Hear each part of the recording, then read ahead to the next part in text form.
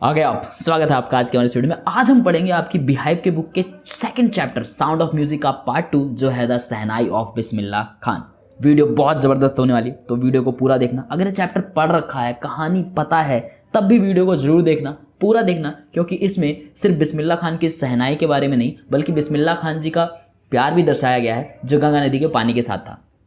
और ये जो चिड़िया रानी आपसे कह रही हैं वो काम भी कर देना, काफ़ी देर से परेशान है, लगातार आपको कह रही। तो चैनल पे पहली बार हो, वीडियो को पहली बार देख रहे हो तो सब्सक्राइब जरूर कर लेना, क्योंकि सभी प्रकार की समस्याओं का सलूशन आपको हमारे इसी चैप्टर की वीडियो में तो नहीं मिलेगा, पर हमारे चैनल पे आने वाली वीडियो में जरूर मिल जाएगा। सो अब शुरू करते हैं चैप्टर की वीडियो। तो स्टोरी की शुरुआत होती है, Bismillah Khan made a valuable contribution to the world of music through the shehnai. Bismillah Khan ने बहुत ही बड़ा योगदान दिया है संगीत की दुनिया में अपनी शहनाई के द्वारा। For this, he was honored with India's highest civilian honor, the Bharat Ratna, in 2001।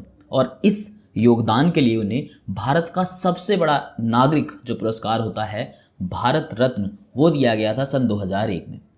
He hailed from a family of musician, वो एक संगीतज्ञों की ही फैमिली से आते हैं।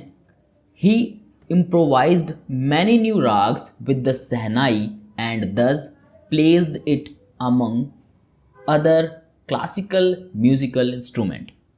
और उन्होंने बहुत सारे नए राग बनाए और इसी के कारण शहनाई को वो अदर म्यूजिकल इंस्ट्रूमेंट के बीच में लाके रख पाए। He won accolades of the international level too, और उन्होंने अंतर्राष्ट्रीय स्तर पर भी वाहवाही लूटी। अब बिस्मिल्लाह खान के बैकग्राउंड में चलते हैं और समझते हैं कि आखिर क्या है कहानी। The Mughal Emperor Aurangzeb banned the playing of pungi in the royal court। Aurangzeb एक राजा थे जिनके बारे में आपने पढ़ा ही होगा अपनी हिस्ट्री की बुक में, और उन्होंने अपने राज दरबार में पुंगी के बजाए जाने पर बैन लगा दिया कि पुंगी उनके राज दरबार में नहीं बजाई जाएगी। He disliked the sound and so the pungi was termed to be the noise maker। उन्हें पुंगी की आवाज़ पसंद नहीं थी और इसीलिए कहा गया कि पुंगी जो है सिर्फ शोर मचाती है, नॉइस मेकर फालतू के शोर करती है। अब barber tried to improve the pungi's tone. एक बार्बर ने, लेकिन बार्बर मीन्स नाई ने, कोशिश की कि पुंगी की जो आवाज़ है उसको सुधारा जाए। इम्प्रूव मीन्स होता है सुधारना। He got a hollow stem, उसने एक खोखला तना लिया, वाइडर एंड लॉन्गर, चौड़ा और लंबा, देन द पुंगी, पुंगी के मुकाबले ये थोड़ा लंबा था और चौड़ा भी था। मेड 7 होल्स ऑन इट, उसने उस पर 7 गड्ढे बनाए, एंड ब्लू इनटू इट, और इसमें हवा छोड़ना चालू करी, यानी मुंह से फूंक मार के हवा छोड़ना चालू। Closing and opening the holes, और जो वो होल्स उसने बनाए थे साथ उनको बंद और खोलना चालू किया। It produced soft melodious sound, और ऐसे उसने पाया कि बहुत ही एकदम शांत मज़ेदार सी आवाज़ उसमें से आने लगी। As this instrument had been developed by a barber called nai in India and was played in the king's court called Shah, the instrument was named shehnai. तो यहाँ पर आपको जवाब मिल जाएगा इस बात का, ये इंस्ट्रूमेंट जिसको एक नाई ने बनाया था, क्योंकि इंडिया में बार्बर को हम नाई कहते हैं, और इससे बजाया गया एक राजा के दरबार में जिस राजा को हम शाह कहते हैं, और इसीलिए इस इंस्ट्रूमेंट, इस म्यूजिकल इंस्ट्रूमेंट का नाम पड़ा shehnai. The shehnai became a part of auspicious occasions. Shehnai जो है शुभ कार्यों के अंदर, जो शुभ अवसर होते हैं, उसका हिस्सा बन गया। कैसे? आप बहुत सारी पुरानी मूवीज़ के गाने सुनेंगे तो उसके अंदर शहनाई बजाई जाती है। शहनाई को मतलब बजाया ही बजाया जाता है। मैं भी आपको चलिए एक दिखा देता हूँ, एक छोटा सा हिस्सा, आप शहनाई की आवाज़ को उससे और जगह पर सुन के समझ पाएंगे।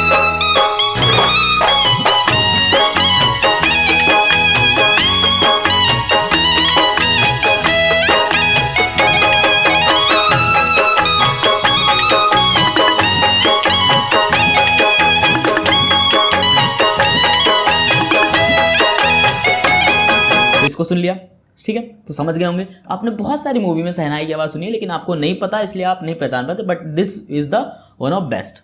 Okay, it was a part of the group of 9 musical instrument that were played at the royal court.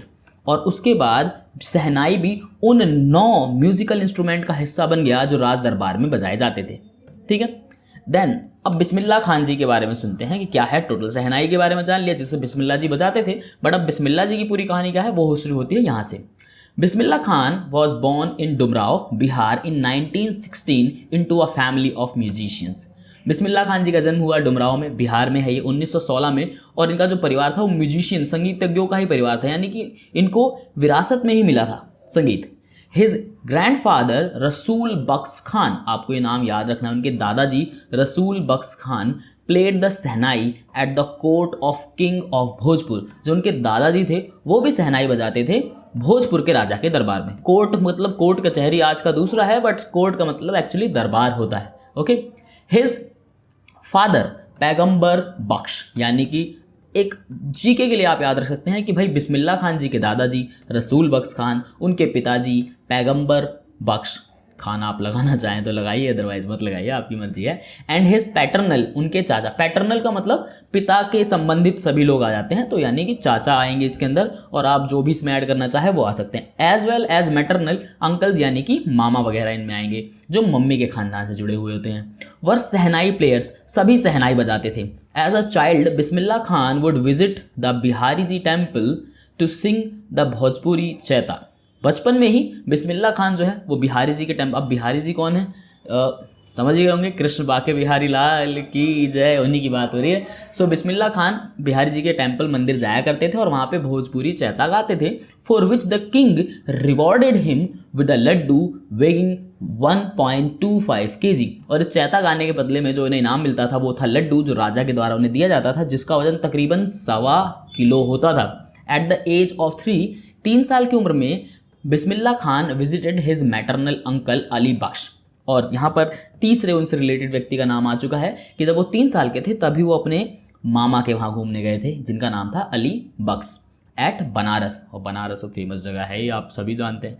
He saw him playing the shehnai and was fascinated by it. और उन्होंने अपने अंकल को, यानी कि अपने मामा को, वहाँ पर सहनाई बजाते देखा और सहनाई के प्रति मोहित हो गए। कितने की उम्र में? सिर्फ 3 साल की उम्र में, आपको ध्यान रखना है। Okay.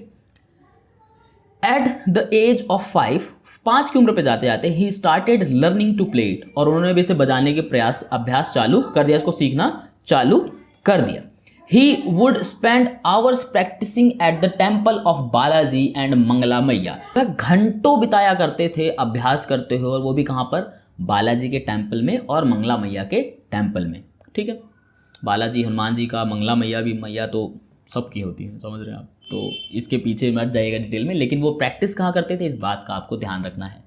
By the bank of river Ganga, और गंगा नदी के किनारे पर ये दोनों मंदिर मौजूद थे, और वहीं पर वो इसका अभ्यास करते थे। किसका? सहनाई बजाने का। The flowing water of the river inspired him to improvise the Bismillah Khan invented ragas which were considered to be beyond the range of सहनाई।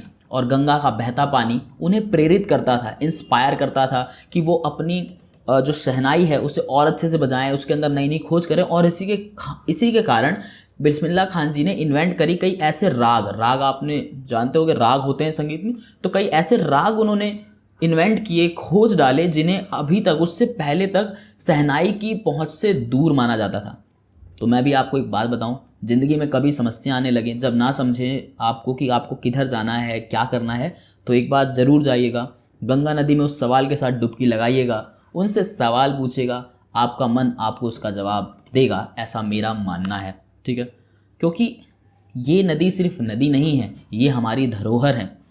एक व्यक्ति को पूरी दुनिया में सहनाई के कारण सम्राट बना सकती है, इतना बड़ा औहदा दिला सकती है, जिसका बहता पानी से उसके अंदर लगाने से डुबकी सिर्फ पाप ही नहीं धुलते, मन के बहुत सारे सवाल भी धुल जाते हैं और जवाब भी मिल जाते हैं। ठीक है, तो ये हमारी धरोहर है, ये हमारे देश की धरोहर है, और हमें इन्हें समझना चाहिए, और ये बहुत काम की है। तो जब जीवन में बड़े हो, लगे किधर जाना है, ना मिले जवाब, तो एक बार गंगा मैया की जय बोल के डुबकी जरूर लगा के आना। आगे बढ़ते हैं कहानी में। एट द एज ऑफ 14 साल की उम्र में ही performed eight Allahabad music conference and his talent was appreciated by उस्ताद फैज़ खान। 14 साल की उम्र में उन्होंने इलाहाबाद की म्यूजिक कॉन्फ्रेंस में अपना वहाँ पर जो है प्रदर्शन किया, प्रोग्राम जो अपना दिया, वहाँ पर अप्रिशिएटेड, मैं यहाँ पे इसकी वर्ड में नहीं बताया, अप्रिशिएट का मतलब होता है तारीफ करना, वाहवाही मिलना। तो उनको उस्ताद फैज़ खान, उस वक्त उस्ताद वर्ड आ रहा है तो आप समझ जाइए कि उस वक्त ये काफ़ी ऊपर रहे होंगे संगीत की दुनिया में, तो उनकी तरफ से भी इनको शाबाशी मिली। इन 1938 में he started performing from the Lucknow station of all India radio. और लखनऊ का जो ऑल इंडिया रेडियो स्टेशन था 1938 में जो खुला था, तो वहाँ पर भी इन्होंने परफॉर्म करना चालू कर दिया।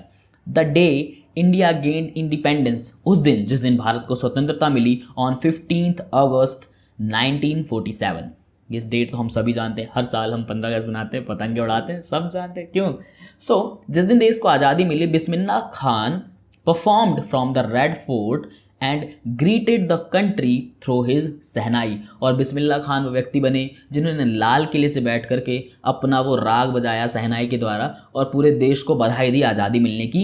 ही रिसाइटेड राग काफ़ी, और आपको याद रखना है कि रेड फोर्ट पे सबसे पहला राग या बिस्मिल्लाह खान के द्वारा कौन सा राग गाया गया, तो वो था राग काफ़ी।